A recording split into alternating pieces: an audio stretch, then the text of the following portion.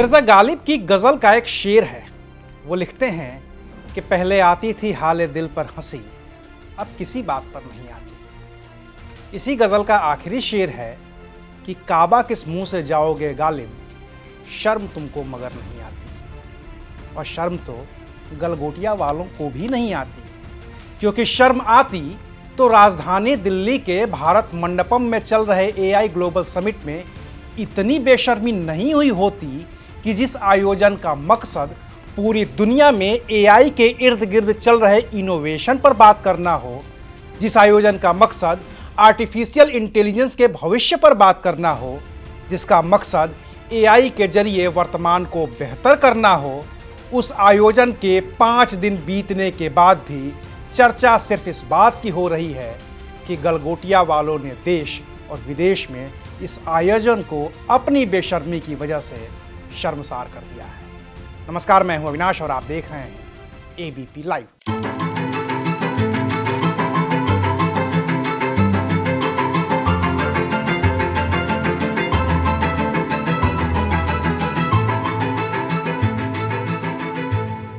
भारत की राजधानी दिल्ली में आयोजित इस एआई समिट का सबसे बड़ा मकसद था डीप फेक्स, साइबर हमलों और एआई के गलत इस्तेमाल को रोकने के लिए वैश्विक नियम बनाना।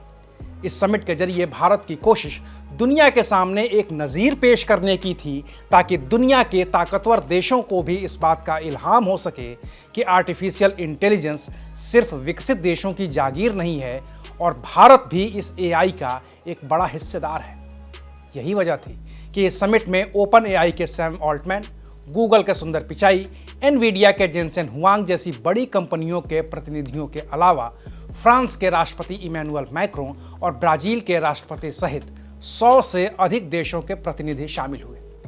300 से अधिक स्थापित कंपनियों और 600 से ज्यादा स्टार्टअप्स को यहां पर लाइव डेमो दिखाने का मौका मिला।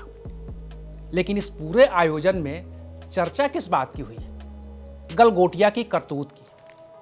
पहले तो उसने चीन के बनाए रोबोट को ऑनलाइन खरीदा, फिर उस रोबोट के जरिए एआई समिट में हिस्सा लिया और फिर उसी रोबोट को दिखाकर दावा कर दिया कि गलगोटिया यूनिवर्सिटी ने एआई इनोवेशन में 300 करोड़ रुपए का निवेश किया है। लेकिन जिस रोबोट को लेकर गलगोटिया आया, उसे कोई भी सजग आदमी देखकर बता सकता था कि ये चीन का रोबोट यूनिट्री गो 2 है, जिसे गलगोटिया यूनिवर्सिटी की एक प्रोफेसर यूनिवर्सिटी के सेंटर ऑफ एक्सीलेंस की ओर से बनाए जाने का दावा कर रही है और बता रही है कि उसकी यूनिवर्सिटी ने रोबोडॉग ओरियन बनाया है।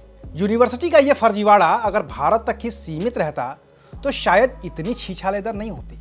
लेकिन जब चीन ने भी इस रोबोट को अपना बताकर सोशल मीडिया पर पोस्ट करना शुरू कर दिया तो बात बिगड़ गई।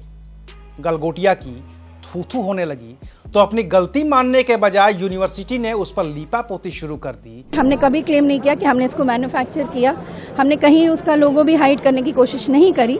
हमने केवल ये कहा कि हमने इसको अपने यूनिवर्सिटी में as a part of the investment हम इनको लेके आए हैं, ताकि बच्चे उससे इंटरैक्ट करें और उसको एक्सप्लोर करके रिसर्च और डेवलपमेंट के पर्पज से लाए। और इसी लीपापोती में 6 को 9 और 9 को 6 बनाकर ऐसा कांड कर दिया कि सरकार को भी दखल देना पड़ा और फिर यूनिवर्सिटी को समिट से अपना झोला उठाकर भागना पड़ गया। Sir, your 6 can be my 9। मैं जो कहना चाहती हूँ शायद मैं बहुत अच्छे से कह नहीं पाई, समय के अभाव के कारण या आसपास के बज़ और शोर के कारण, और आप जो समझना चाहते हैं शायद आपने उसमें पूरा धैर्य नहीं दिया उसको ठीक तरह से समझने का। गलगोटिया यूनिवर्सिटी एक बहुत रिस्पॉन्सिबल शिक्षण संस्थान है। हमारी क्यूएस रैंकिंग्स अगर आप देखेंगे तो वो सिर्फ क्वालिटी एजुकेशन पे नहीं, हमारी लेगेसी और वैल्यू सिस्टम पे भी है। तो हम एक एकेडमिक इंस्टीट्यूशन है, हम बहुत रिस्पॉन्सिबल इंस्टीट्यूशन है। हमने ये कभी क्लेम नहीं किया कि हमने कुछ मैन्युफैक्चर किया है, जो हमने नहीं किया। लेकिन जब यूनिवर्सिटी के लोग अपना टेंट तंबू उखाड़ कर ले गए तो अपना वो चाइनीज रोबोट भी साथ लेकर गए।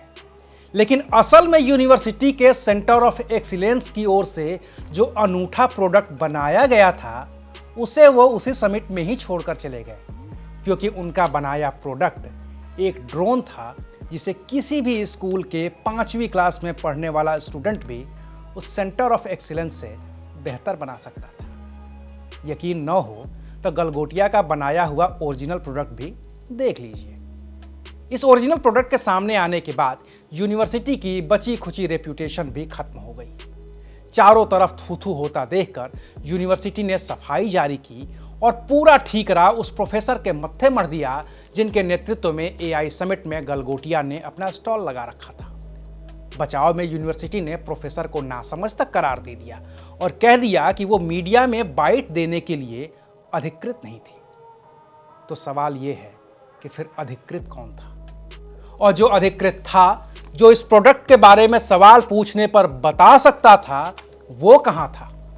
जाहिर है कि इसका कोई जवाब उस यूनिवर्सिटी के पास नहीं है जिसके मालिकान कभी 122 करोड़ रुपए की धोखाधड़ी और लोन डिफॉल्ट के मामले में जेल गए थे और जमानत के बाद उनकी रिहाई हुई थी।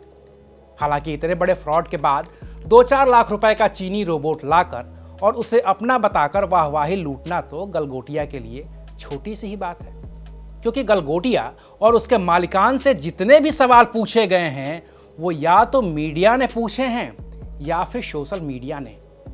न तो केंद्र सरकार और न ही दिल्ली सरकार और न ही उत्तर प्रदेश सरकार की ओर से किसी भी अधिकारी ने गलगोटिया को ये फ्रॉड करने और इस फ्रॉड के जरिए पूरी एआई समिट को बर्बाद करने का एक नोटिस भर भी दिया है।